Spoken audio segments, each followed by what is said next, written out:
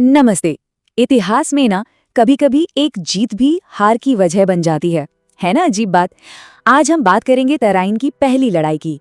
एक ऐसा युद्ध जो जीता तो गया, पर शायद उस जीत को संभालने में एक बहुत बड़ी चूक हो गई। चलिए समझते हैं इस पूरी कहानी को। तो कहानी है 12वीं सदी के उत्तर भारत की। यहाँ दो बड़ी ताकतें टकराने की कगार पर थीं। एक तरफ थे रक्षक अजमेर और दिल्ली के शासक पृथ्वीराज चौहान, और दूसरी तरफ थे आक्रमणकारी मोहम्मद गौरी, जो गजनी से निकलकर अपने साम्राज्य को हिंदुस्तान तक फैलाना चाहता था। अब सवाल ये है कि जब दो बढ़ते हुए साम्राज्य एक ही जमीन पर अपना हक जताएं तो होता क्या है? जाहिर है जंग होती है, टकराव होता है। तो चलिए देखते हैं कि इस टकराव में हुआ क्या। तो आगे बढ़ने से पहले इन दो किरदारों को, इन दो शासकों को, जिनकी तकदीर एक दूसरे से जुड़ी थी, थोड़ा और करीब से जान लेते हैं। पहले बात करते हैं पृथ्वीराज चौहान की। देखिए, वो चाहमान या चौहान वंश के शासक थे और उस वक्त के सबसे शक्तिशाली राजपूत राजाओं में उनकी गिनती होती थी। अजमेर और दिल्ली जैसे बेहद जरूरी स्ट्रेटेजिक इलाकों पर उनका कंट्रोल था और एक तरह से भारतीय सीमाओं की हिफाजत का जिम्मा भी उन्हीं के कंधों पर था। और अब आते हैं मोहम्मद गौरी पर। वो आज के अफगानिस्तान के गौरी साम्राज्य का शासक था। और एक बात समझनी जरूरी है, गौरी का इरादा सिर्फ लूटपाट का नहीं था, जैसा कि पहले के आक्रमणकारियों का होता था। नहीं, उसका सपना बड़ा था। वो उत्तर भारत में एक स्थायी, एक लास्टिंग एम्पायर बनाना चाहता था। और जब उसने 1186 के आसपास लाहौर पे कब्जा किया, तो वो सीधे सीधे राजपूतों के दरवाजे पर आ खड़ा हुआ। तो माहौल तो बन ही रहा था, लेकिन वो कौन सी एक चिंगारी थी जिसने इस तनाव को एक बड़े युद्ध की आग में बदल दिया? चलिए उसी की बात करते हैं। ये चिंगारी थी एक किला, तबरहिंद का किला, जिसे आज हम बठिंडा के नाम से जानते हैं। अब ये चौहान साम्राज्य के लिए एक बेहद जरूरी, एक स्ट्रेटेजिक फ्रंटियर फोर्ट्रेस था। और जैसे ही मोहम्मद गौरी ने इस पर कब्जा जमाया, ये पृथ्वीराज चौहान के लिए एक खुला चैलेंज था, एक ऐसा चैलेंज जिसे वो नजरअंदाज कर ही नहीं सकते थे।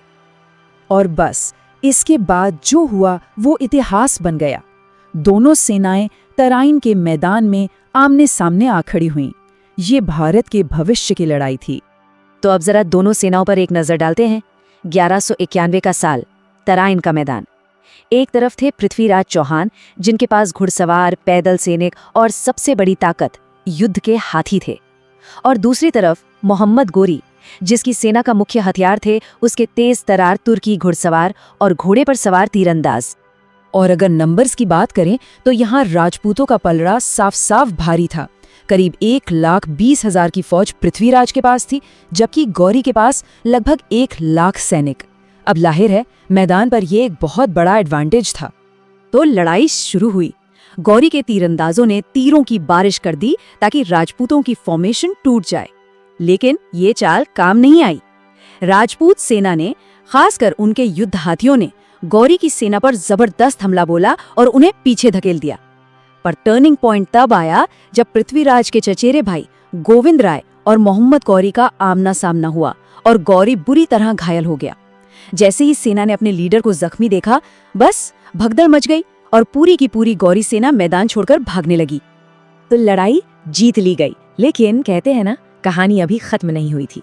जीत के ठीक बाद एक ऐसा फैसला लिया गया, एक ऐसी भूल हुई जिसने आने वाले वक्त में सब कुछ बदल कर रख दिया। तो तराइन के मैदान में नतीजा बिल्कुल साफ था, विक्ट्री। ये पृथ्वीराज चौहान और उनकी सेना की एक शानदार, जबरदस्त जीत थी। अब इस जीत के नतीजे क्या हुए? देखिए, मोहम्मद गौरी हार गया, उसकी सेना को बहुत भारी नुकसान हुआ। तबरिंद का किला वापस राजपूतों के पास आ गया और राजपूतों का मनोबल तो आसमान पर था। लेकिन इन सब के बीच एक आखिरी पॉइंट पर गौर कीजिए। गौरी की हारती हुई, भागती हुई सेना को पीछे हटने दिया गया, उन्हें जाने दिया गया। और यही थी वो बड़ी भूल। कई विश्लेषक मानते हैं कि भागते हुए दुश्मन का पीछा न करना और उसकी ताकत को पूरी तरह खत्म न करना एक बहुत बड़ी स्ट्रेटेजिक मिस्टेक थी। एक ऐसी गलती जिसकी कीमत बहुत बहुत भारी चुकानी पड़ी। तो इस पहली लड़ाई की गूंज इतिहास में कहां तक सुनाई दी? इसकी असली लेगेसी, इसकी असली विरासत क्या थी? चलिए समझते हैं। ये टाइमलाइन देखिए, सब कुछ साफ हो जाएगा। 1191 में तराइन की पहली लड़ाई हुई और पृथ्वीराज चौहान जीत गए। लेकिन ये जीत बहुत कम वक्त के लिए थी।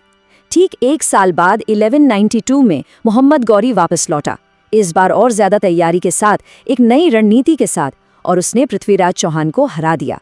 सिर्फ 1 साल के अंदर पूरी बाजी पलट गई। तो तराइन की पहली लड़ाई असल में 2 कहानियां एक साथ कहती है। एक तरफ ये राजपूतों की अतुलनीय वीरता और बहादुरी का प्रदर्शन है, तो दूसरी तरफ ये स्ट्रैटेजिक फॉरसाइट यानी दूर की सोचने में हुई एक चूक का सबक भी है। ये लड़ाई हमें याद दिलाती है कि जंग सिर्फ मैदान में नहीं, बल्कि जीत के बाद लिए गए फैसलों से भी जीती या हारी जाती है।